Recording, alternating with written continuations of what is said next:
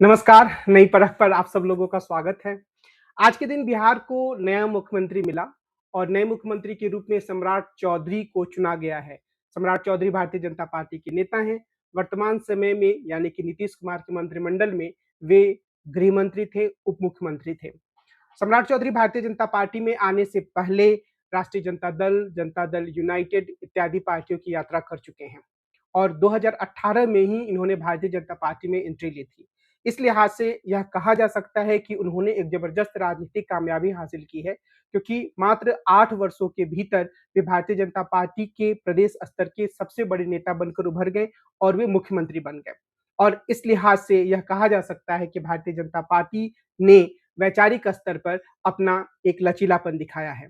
यह भी गौर करने वाली बात है कि सम्राट चौधरी के पिताजी शक्नी चौधरी पहले कांग्रेस में थे और बाद में उन्होंने तमाम दलों की यात्रा की और अभी भी वे जीवित हैं, राजनीतिक रूप से निष्क्रिय हैं। यह भी ध्यान देने वाली बात है कि शकुनी चौधरी और उनके पुत्र सम्राट चौधरी दोनों की छवि दबंग नेता की है। दबंग से यहाँ पर मतलब सिर्फ यह नहीं है कि एक ऐसा नेता जो खुलकर अपनी बातों को रखता है, बल्कि एक ऐसा नेता भी जिसके ऊपर आपराधिक मुकदमे हो, जिसका चरित्र जो है वो राजनीति में बाहुबली नेता का हो, जो बूथ कैप्चरिंग जैसी घटनाओं में शामिल हो, जिसकी राजनीति कोई आदर्शवादी राजनीति ना रही हो। इस रूप में पिता और पुत्र दोनों की छवि रही है। सम्राट चौधरी खुद अपनी डिग्री के मामले में, अपनी उम्र छिपाने के मामले में फँस चुके हैं। इस लिहाज से ऐसा लगता है कि जिस भारतीय जनता पार्टी के पास एक समय में सुशील मोदी और शाहनवाज हुसैन जैसे नेता हुआ करते थे, वहाँ पर अगर सम्राट चौधरी को मुख्यमंत्री पद के उम्मीदवार के रूप में चुना गया है, तो यह भारतीय जनता पार्टी की एक क्षरण को ही, एक हराश को ही दिखाता है। लेकिन फिर भी यह भारतीय जनता पार्टी का चयन है। मैं आज के इस कार्यक्रम में कुछ बिंदुओं में आपके सामने यह बात रखना चाहूँगा कि बिहार की राजनीति की जो दिशा है, वह इसके बाद कैसी हो सकती है। पहली बात तो यह है कि सम्राट चौधरी भले ही एक नेता के रूप में उभर चुके हैं, कद्दावर नेता हैं, लेकिन ऐसा नहीं है कि पूरे बिहार में वे एक स्वीकार्य नेता हैं। जो छवि नीतीश कुमार की थी, वह छवि सम्राट चौधरी की नहीं है। नीतीश कुमार की छवि एक ऐसे नेता के रूप में रही है, जो शांतचित्त हैं, जो धैर्य से सबकी बातों को सुनते हैं, जो बहुत तीखा बोल नहीं बोलते हैं और सबसे बढ़कर जो ईमानदारी पूर्वक अपना काम करते हैं। अब जब मैं ईमानदारी शब्द का इस्तेमाल कर रहा हूँ, तो कई लोगों को यह लगेगा कि यह ईमानदारी शायद उतनी गहरी नहीं थी, व्यक्तिगत स्तर की ईमानदारी ज़रूर थी, लेकिन जब तक नीतीश कुमार मुख्यमंत्री रहे, उनके आस-पास के लोग राज्य को लूटते रहे और नीतीश कुमार इस पर कुछ नहीं कर पाए। फिर भी मैं यह कहना चाह रहा हूँ कि जो छवि एक ईमानदार नेता की छवि नीतीश कुमार की थी, वह सम्राट चौधरी की नहीं है। सम्राट चौधरी अपनी वर्तमान छवि से आगे बढ़ते हुए खुद को एक ईमानदार नेता के रूप में क्या स्थापित कर पाएँगे? क्या वे एक कुशल प्रशासक साबित हो पाएँगे? यह सब भविष्य के गर्त में है। दूसरी बात यह है कि सम्राट चौधरी के चयन ने यह दिखाया है कि भारतीय जनता पार्टी के लिए परिवारवादी और वंशवादी राजनीति सिर्फ जुमलों की बात है। एक बार फिर से भारतीय जनता पार्टी ने यह दिखाया है कि जब उसकी सुविधा होगी, तब वह वंशवादी राजनीति को बढ़ावा दे सकती है। सम्राट चौधरी एक राजनीतिक परिवार से आते हैं। अगर वे शकुनी चौधरी के पुत्र नहीं होते, तो राजनीति में उन्हें इतनी आसानी से एंट्री नहीं मिलती, राजनीति में उन्हें इतनी आसानी से सफलता नहीं मिलती। इसलिए अगर भविष्य में जब कभी भारतीय जनता पार्टी तेजस्वी यादव पर हमला करे, तो उसे यह याद रखना होगा कि उसने भी बिहार में एक ऐसे ही नेता को प्रमोट किया है, जो एक राजनीतिक परिवार से आता है। तीसरी बात हमें यह ध्यान में रखने की है कि जो सम्राट चौधरी हैं, उनके पास 2 तरह का मॉडल है। एक मॉडल योगी मॉडल है और दूसरा मॉडल हिमंत बिश्वा शर्मा मॉडल है। हिमंत बिश्वा शर्मा की पूरी राजनीति को अगर आप ध्यान से देखें, तो जब से वे भारतीय जनता पार्टी में आए, उन्होंने बहुत खुलकर मुसलमानों के खिलाफ बोलना शुरू कर दिया और ऐसा करते हुए वे बिल्कुल गृह मंत्री अमित शाह के अनुयायी के रूप में नज़र आते हैं। उन्होंने अपनी पूरी राजनीतिक पहचान को गृह मंत्री के सामने एक तरीके से गिरवी रख दिया है। सम्राट चौधरी भी क्या यही करेंगे या आने वाला वक्त बताएगा। लेकिन दूसरा उनके पास जो मॉडल है वह है योगी आदित्यनाथ का। यानी कि वे अपने आप को एक ऐसे कद्दावर नेता के रूप में उभार कर ले आएँ, जो भारतीय जनता पार्टी के जो केंद्रीय नेतृत्व है उसकी बात तो सुने, लेकिन उसके सामने बिल्कुल नतमस्तक ना हो, उसके सामने बिल्कुल खुद को बिछाए हुए ना हो कि जो वो कहेंगे वही मैं करने वाला हूँ, अगर वो चाहेंगे तो मैं मुख्यमंत्री पद को छोड़ दूँगा इत्यादि, इत्यादि। अगर सम्राट चौधरी खुद को योगी आदित्यनाथ के मॉडल पर ढाल पाते हैं, तो व्यक्तिगत स्तर पर उनकी कामयाबी मानी जाएगी। चौथी बात यह है कि बिहार की राजनीति ने एक बार फिर से यह दिखाया है कि जो हिंदुत्ववादी राजनीति, हिंदू एकता की राजनीति की तमाम बातें होती हैं, उसकी बहुत ही गंभीर सीमा है। सीमा यह है कि आखिरकार उस राजनीति को जाकर जातिगत समीकरणों पर ध्यान देना ही है।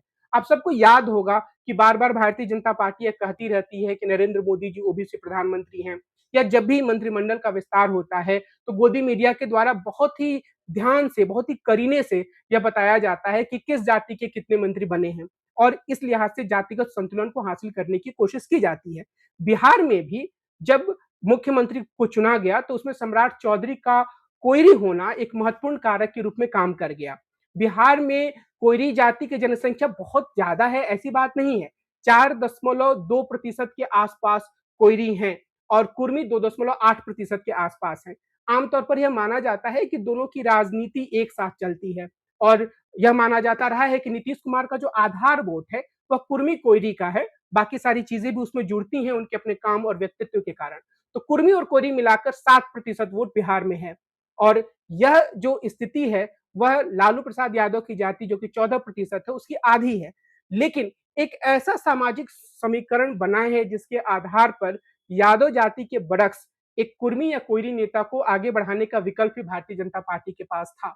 तो तमाम योग्यताओं और अयोग्यताओं के बीच में सम्राट चौधरी की सबसे बड़ी योग्यता यही बन गई कि वे एक कोयरी जाति के नेता के रूप में हैं। कुछ अन्य नेता भी कोयरी जाति के हैं, लेकिन वे भारतीय जनता पार्टी में नहीं है। भारतीय जनता पार्टी उन पर विश्वास नहीं कर सकती है। तो सम्राट चौधरी ने पिछले 5-6 सालों से इस बात को काफ़ी मजबूती से गढ़ा कि मैं बहुत वोकल हूँ, मैं लालू प्रसाद यादव के खिलाफ कुछ भी बोल सकता हूँ और मैं एक दबंग हिंदुत्ववादी राजनीति भी कर सकता हूँ और निश्चित रूप से मेरी अपनी जाति यानी कोयरी जाति का समर्थन मुझे प्राप्त है।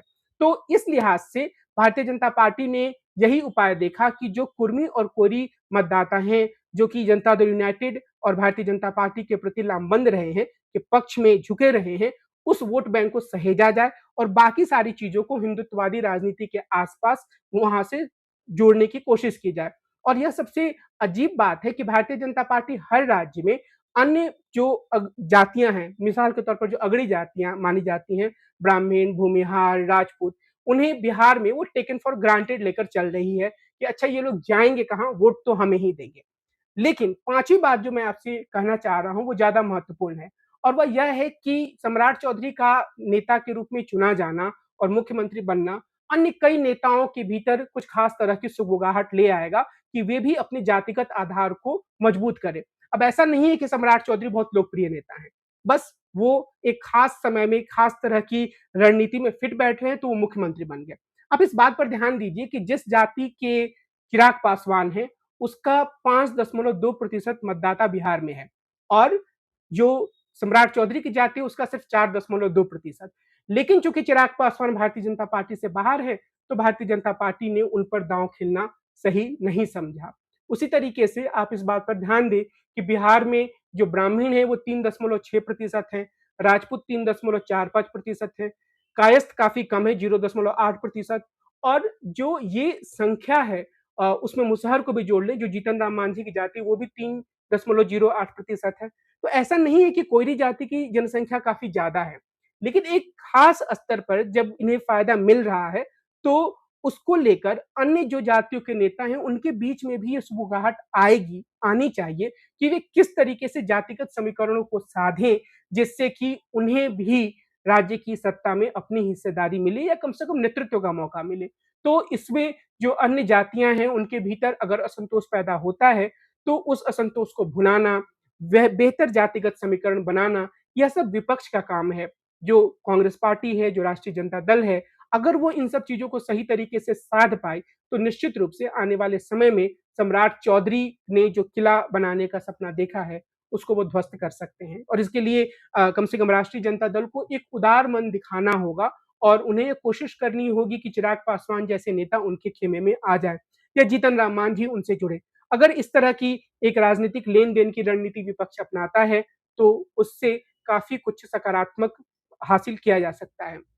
आखिरी बात मैं आपके सामने यह रखना चाह रहा हूँ कि नीतीश कुमार को जाने के बाद नीतीश मॉडल बिहार में रहेगा, इसकी कोई खास गारंटी नहीं है। क्योंकि सम्राट चौधरी जिस तरह के नेता हैं, उसमें मुझे ऐसा लगता है कि उनका ज़्यादा जोर होगा मुस्लिमों के खिलाफ थोड़ी आक्रामक रणनीति अपनाकर हिंदुत्ववादी राजनीति को मजबूती प्रदान करना, जिसकी बुनियाद में उनकी अपनी जाति का आधार रहेगा। तो जिस गुड गवर्नेंस की बात नीतीश कुमार कहते रहे हैं, वह अब काफ़ी खतरे में बिहार में नज़र आ सकता है। यह बात भी ध्यान देने वाली है कि सम्राट चौधरी को बहुत थोड़ी-सी कोशिश करनी है कि वो जनता दल यूनाइटेड के बहुत सारे विधायकों को अपने साथ जोड़ ले। अब उनके पास सत्ता है, उनके पास गृह मंत्रालय है और सबसे बढ़कर उनके पास केंद्र में अमित शाह का आशीर्वाद है। तो ऐसे में अगर आने वाले समय में आपको यह खबर मिले कि जनता दल यूनाइटेड के बहुत सारे नेताओं ने पार्टी छोड़ दी है या फिर 2 तिहाई विधायक जो हैं वो भारतीय जनता पार्टी में शामिल हो रहे हैं, तो आप इस पर आश्चर्य मत कीजिएगा।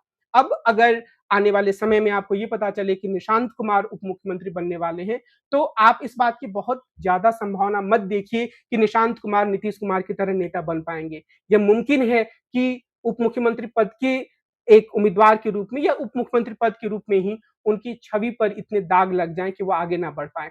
उनका आगे ना बढ़ना सम्राट चौधरी की राजनीति के लिए भी मुफ़ीद होगा। तो यह हो सकता है कि जनता दल यूनाइटेड पूरी तरीके से एक विलुप्त पार्टी बन जाए आने वाले कुछ समय के बाद। ये एक संभावना है, हो सकता है नीतीश कुमार कुछ हद तक उसको सँभाल भी सकें, लेकिन हम सभी जानते हैं कि नीतीश जी का स्वास्थ्य उनका साथ नहीं दे रहा है। नीतीश जी बहुत गंभीरतापूर्वक काम नहीं कर पा रहे हैं और शायद यही उनके हटने का एक कारण भी था। तो जनता दल यूनाइटेड का भविष्य मुझे कोई खास नज़र नहीं आ रहा है।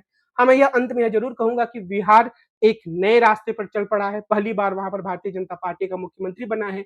तो यह ज़रूर कहा जा सकता है कि बिहार की जनता को ढेर सारी शुभकामनाएँ, लेकिन अ, स्थिति नीतीश कुमार के शासन से बेहतर होगी, इसकी मुझे संभावना बहुत कम दिख रही है। मुझे यह डर ज़रूर है कि स्थिति काफ़ी बदतर हो सकती है। नमस्कार।